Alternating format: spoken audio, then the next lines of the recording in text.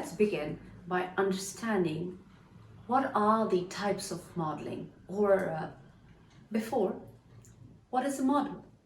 A model is generally considered to be an attractive person who fits into the ideology of a brand and promotes, advertises and displays the work of its clients, which includes almost everything these days, including but not limited to designers, fashion, jewelry, and now almost every industry, consider it the product industry or the service industry.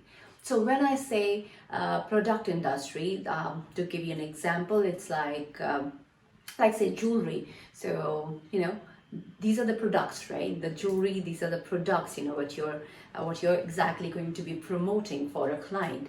But when we talk about service industry, it is something like say you are modeling for an insurance company, for an insurance sector. So what they are providing is a service, right? So it is modeling. Lucky and fortunately for all the models out there, the industry has really opened up its horizon, and it's covering way more. It's covering many more sectors than previous times. So let's just dive into the types of modeling. Editorial models.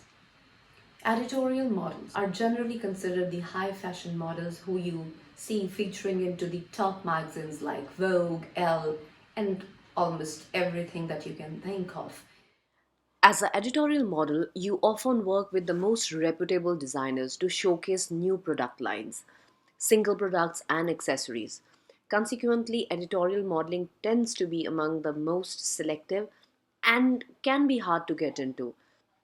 These models are often tall and slim, as I just told you that there is a specific requirement, and designers tend to prefer individuals who are a complete package of looks and figure. But again, looks are subjective. Runway modeling. Runway models are models who walk for the top designers and high-end fashion brands. You have seen them voguing all around, from Chanel to Dolce& and Gabbana to Armani. These models have very strict parameters to fall into. They're generally into the category of high fashion models. Also, let me tell you here the height specification for the high fashion models and the runway models. The minimum for the girls, it starts at 5 feet 8 inches, and for boys it starts at 6 feet. Hand and feet models. Yeah, hand and feet models. So these are the models who actually basically model using their hands. So it's like there's a lot to be done, because here you cannot use your face to express, but you only have to use your hands to express, right? So to say anything. So hand and feet models have to really take great care of their hand and feet. They should always be prim and proper. That's something that is important for every model, but specifically for the hand and feet model. Hand and feet modeling is also sometimes defined as part modeling. A part model might just have, as we discuss, used their just hands. So, hands photographed while adorning rings, bracelets, or similar jewelry. Alternatively, you could use your feet to show off shoes, slippers, sandals, and other footwear. You can also work to show off nail care and other beauty products that won't involve the entire body. Next is the curvy model, or the plus size model. This is one of the newest categories that has been added to the modeling industry, and thankfully for many. But let me tell you, even the curvy model category, they are supposed to be fit. It's not that that you are a plus size model and then you do not really need to follow your fitness regime. If you have noticed any of the curvy models, you will realize that they are also very fit, but they fall into a size. So generally the curvy model size that is considered is a size 16. The next category that you have seen since a very long time is the commercial models. Commercial models are the models who you see in all those commercial advertisements, promoting brands, anything from toothbrush to the water bottle. Yeah, what a contrast. Like you can say, literally, like just literally anything. So the benefits of a commercial model are actually that they do not fit into the category of very strict requirements. The height and the physical characteristics are not that strict as in considered for the high fashion models, which are the runway models, or the editorial models that you see. And so yeah, so commercial models, it's a little more relaxed as in when it comes to requirements, that how tall you should be or what should be your physique size. This thing has kind of grown more because brands are now wanting to have more and more models that people can relate to. They want to use faces in the commercial advertisement which people can relate to and say, oh, this is me. Oh yeah, this is actually me. Because unless you will not relate to the model, you will not relate to the advertisement that the product is saying. You will not relate to the selling point. So here, this is a very flexible category, I would say, and good one. Commercial models can showcase a wide array of products in things like catalogs and advertising campaigns. You can also work in televised media, print media, digital, or other advertisements, where a diverse set of appearances can be visually appealing. Since we just discussed that the brands really want, models who people can identify with. The objective of editorial photography is to tell a story, whereas the end goal of a commercial photography project is to tell a brand's story and connect to a product's consumer audience. Another new category of models, which has started in the past few years, is the promotional models. And now you'll be thinking promotional models.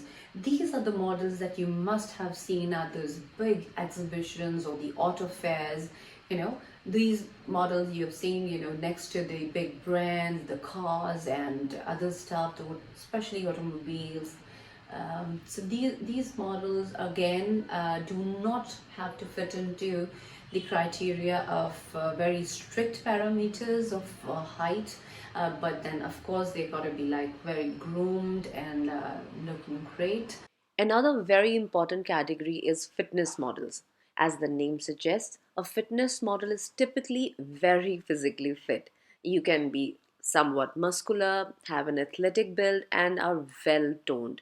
So, of course, workout is your mantra. You got to be, if you are a fitness model, you really have to work out. Fitness models are therefore often used to show off fitness attire like trainers, tracksuits, and other sporting gear. A fitness model might also demonstrate certain fitness and workout routines in videos and other media. So, becoming a fitness model involves a lot of exercise and training to reach the required physique.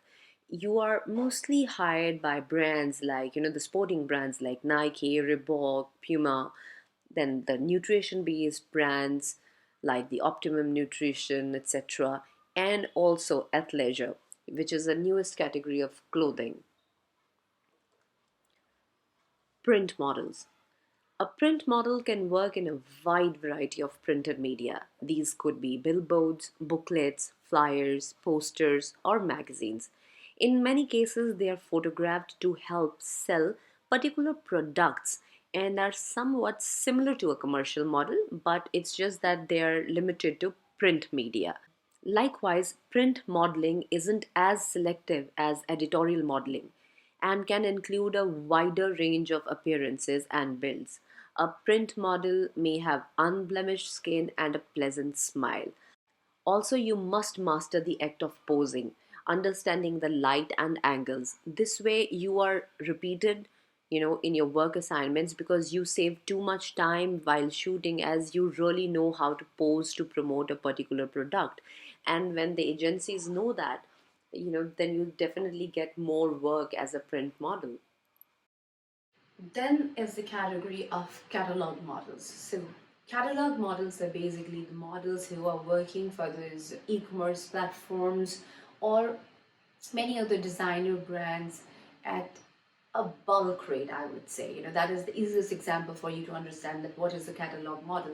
So in the catalog photography, whenever you get an offer to be part of a catalog, uh, it's like you there are not a lot of poses involved or anything. It's basically a product photography. Here you are enhancing and only displaying the product.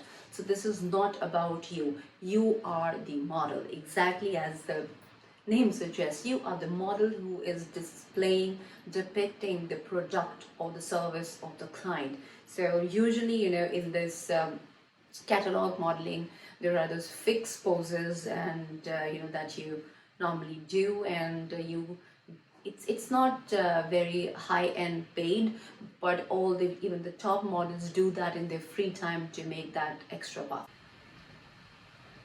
So now, when you know pretty much everything about the types of models, the category of models, the first thing that you have to see is which category describes you the best, or which is the category that you want to get into, right?